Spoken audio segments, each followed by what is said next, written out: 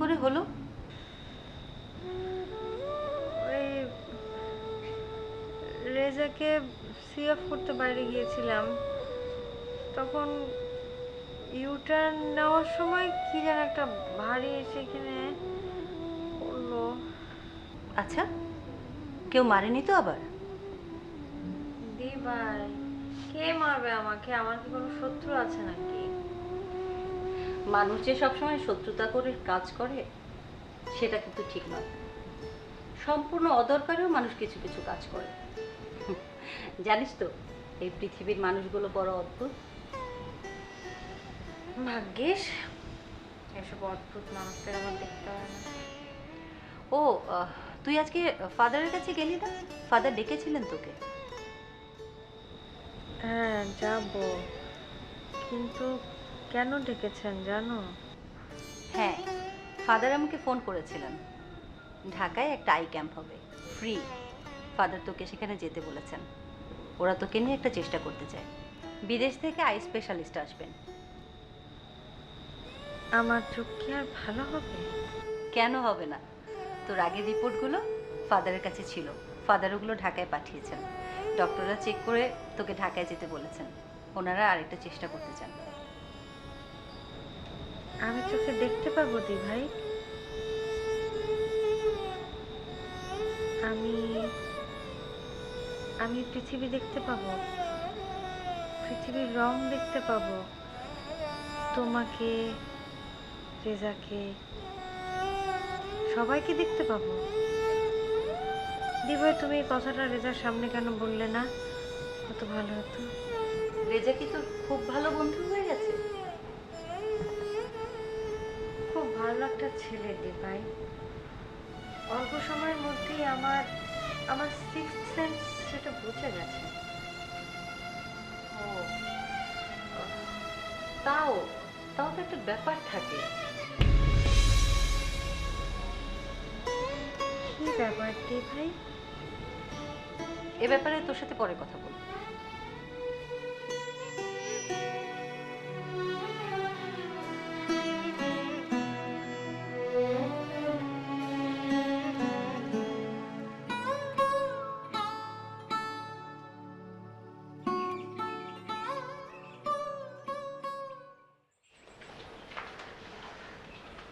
তুমি বলো তো, ওই অন্ধ মেয়েটার সাথে তোমার এত মাখামাখি কিসের? সীমা, উল্টা পাল্টা কথা বলবো না। Mind your language. বাহ, খুব যে দেখছি ধরো। আমার ভালো লাগছে না সীমা, প্লিজ। ভালো না লাগলেও তোমাকে বলতেই হবে। ঠিক করে বলো, ওই অন্ধ মেয়েটার সাথে তোমার এত কিসের রিলেশন যে হাত ধরাধরি করে তোমাকে বাড়িতে নিয়ে যায়? সীমা প্লিজ, তুমি আমাকে বিরক্ত করো না এখন। আমার ভালো লাগছে না, আমি তোমার সাথে পরে কথা বলবো। তুমি আমাকে চেনো না রেজা, আমি কিন্তু একেবারে আগুন লাগিয়ে দেব। ছাড়ো। না, ছাড়ো, ছাড়ো সীমা, ছাড়বো না। ছাড়ো।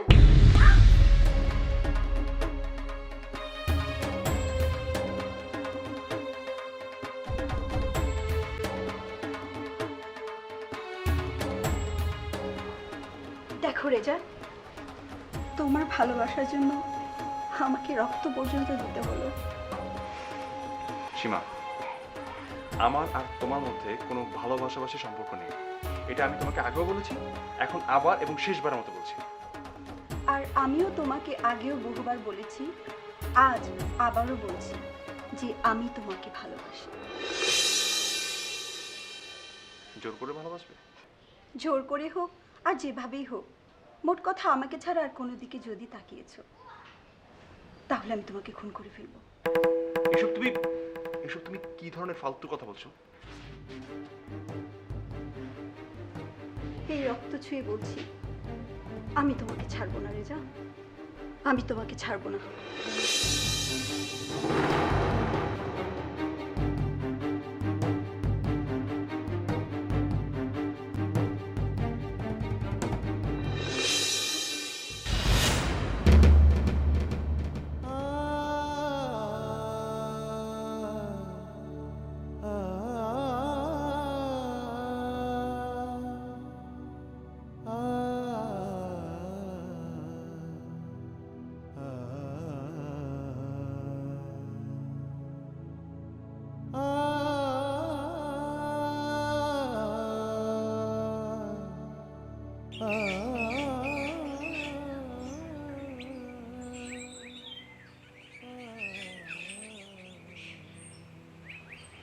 তোমার কপালে কি হয়েছে?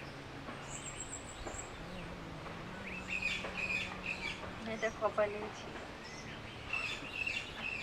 সত্যি করে বলো না, কি হয়েছে? ওই কালকে যখন তুমি চলে যাচ্ছিলে, তুমি যাওয়ার পর আমি ওখানে দাঁড়িয়েছিলাম, হঠাৎ একটা ভারী কি যেন এসে এখানে পড়লো।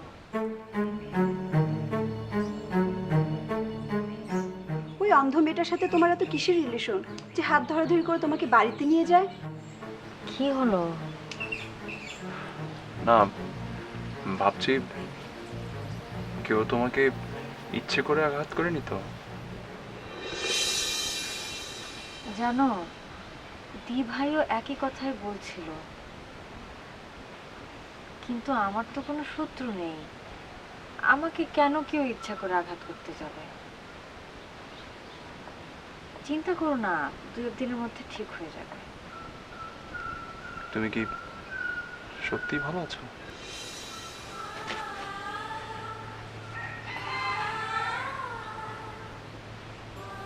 তোমার সাথে পরিচয় হওয়ার আগে সবসময় ভালো থাকতাম, নির্ভাবনায় থাকতাম। আর এখন? এখন সবসময় তুমি আমার চিন্তা করতে থাকো। রুমা, তুমি কি আমাকে সত্যিই ভালোবাসো? মিথ্যা মিথ্যে ভালোবাসা যায়? তুমি বাসো তো?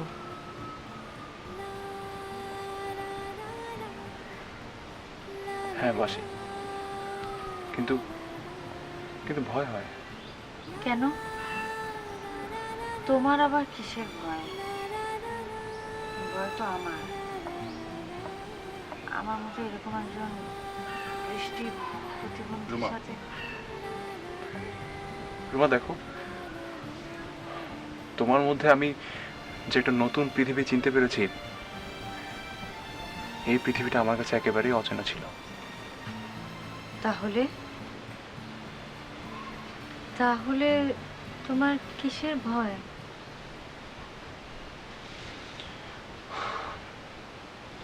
আমি ঠিক জানি না।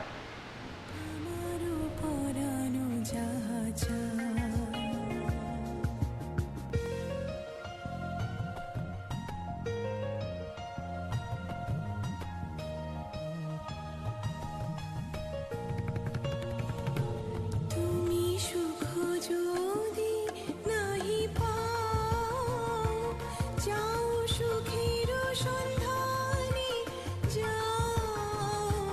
তুমি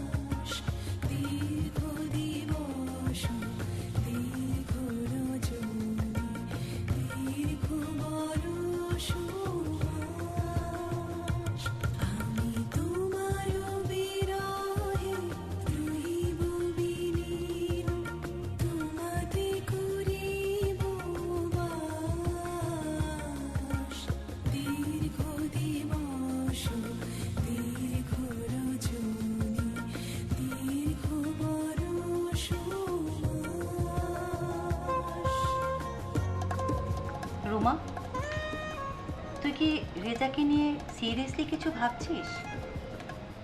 তোমার কোনো আপত্তি আছে দি ভাই? দেখ, তোর জীবন অবশ্যই তোর, এ নিয়ে আমার কিছু বলার নেই। না না দি ভাই, অবশ্যই তোমার কিছু বলার আছে। বাবা মা মারা যাওয়ার পর তো তুমি তোমার ভালোবাসা দিয়েই এই প্রতিবন্ধী বোনটাকে মানুষ করেছো। কোনো দিনই কোনো কিছুর অভাব বুঝতে দাওনি। শোন, তোর উপরে আমার আস্থা আছে। তুই রেজাকে কতটুকু চিনিস, জানিস, বা তোর কোনো ভুল হচ্ছে কিনা তুই নিজে সেটা একটু নিশ্চিত হয়ে নে। দি ভাই, একজন মানুষ সম্পর্কে খোঁজ খবর বলতে যা বোঝায় তা হলো কিছু ইনফরমেশন, তার বংশ পরিচয়, তার আর্থিক সঙ্গতি। কিন্তু আমি তো দি ভাই অন্তর দিয়ে একটা মানুষকে চিনেছি। এর থেকে বেশি কি আর চেনার কোনো প্রয়োজন আছে? তাহলে তো হলোই, তুই সুখী হবি সেটাই চেয়েছি আজীবন।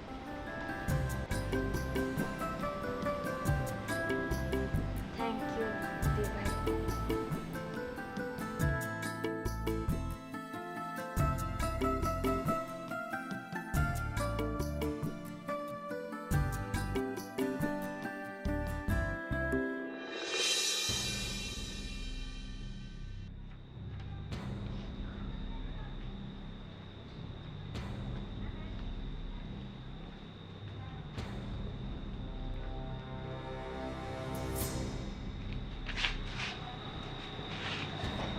তুমি এত রাতে?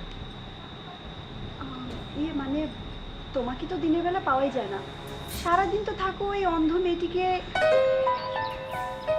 সীমা, আর একটা বার যদি তুমি ওর নামে কিছু বলেছো, যেই মানুষটা মানুষকে সম্মান করতে জানে না সে আমার বন্ধু হতে পারে না। রেজা, বিশ্বাস করো, আমি তোমাকে খুব ভালোবাসি, অন্তর দিয়ে ভালোবাসি। আমি তোমাকে ছাড়া থাকতে পারবো না। সীমা, তুমি যে আমাকে ভালোবাসো সেটা আমি জানি, কিন্তু তোমার ভালোবাসাটা না অনেক বেশি অ্যাগ্রেসিভ। আমার তো সারাক্ষণ তোমার কাছ থেকে পালিয়ে থাকতে ইচ্ছা করে, আমি কি করবো বলো? আর তুমি যদি আমার কাজিন না হতে, তুমি কখন আমার কাছে আসতে পারো? আচ্ছা, এখন থেকে আমি কোনো বাড়াবাড়ি করবো না। এখন থেকে আমি তোমাকে শুধুই ভালোবাসবো, ঠিক আছে? তবু তুমি আমার কাছ থেকে দূরে সরে যেও না। সীমা, ভালোবাসা জিনিসটা না ভেতর থেকে তৈরি হতে হয়। তোমার প্রতি কখনো আমার কোনো ভালোবাসা তৈরি হয় না। আমি সবসময় তোমাকে বন্ধু হিসেবে দেখেছি এবং বন্ধু হিসেবে আমি তোমাকে খুব পছন্দ করি। কিন্তু কেন? ওই মেয়েটা কি তোমাকে আমার চাইতে বেশি ভালোবাসে? ওর মধ্যে এমন কি আছে যা আমার মধ্যে নেই? এই বিষয়টা নিয়ে কোনো তর্কই হতে পারে না সীমা। তুমি তুমি কমপ্লিট একজন মেয়ে, তোমার কোনো কমতি নাই। কিন্তু কোনো কিন্তু শুনবো না আজ। তুমি, তোমাকে আমি ভালোবাসি রেজা, তোমাকে আমি আর কারো হতে দেবো না। তুমি তুমি আমার, তোমাকে আমি কখনো কারো হতে দেবো না, কখনো না, কখনো না।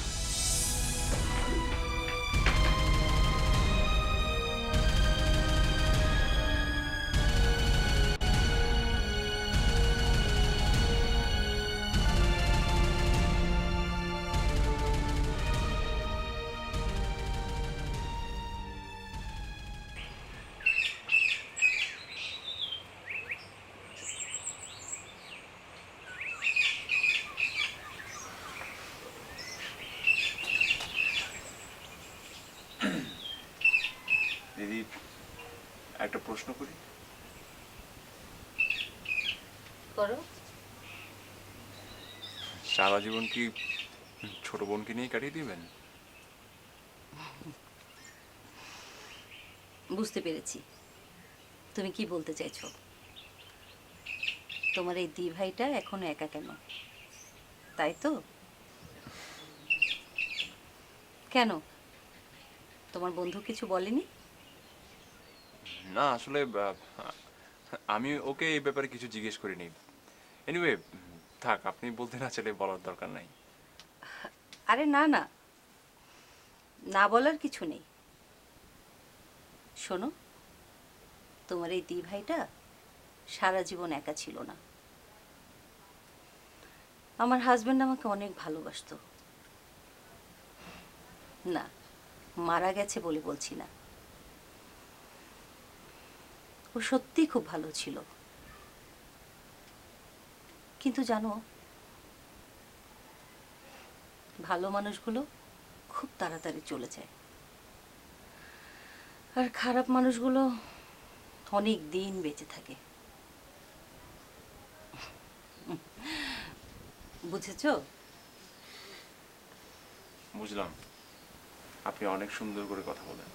আরে না, এক কাজ করো, তুমি বসো, আজকে কিন্তু তুমি লাঞ্চ করে যাবে, ঠিক আছে?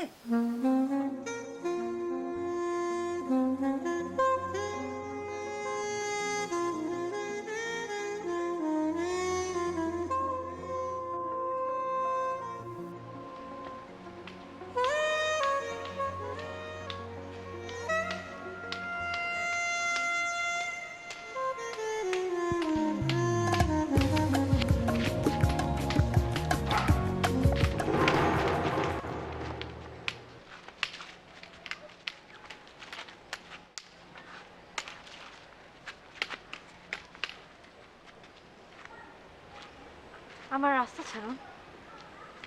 আমি তোমার রাস্তাটা ছেড়ে দেব যদি তুমি আমার রাস্তাটা ছেড়ে দাও।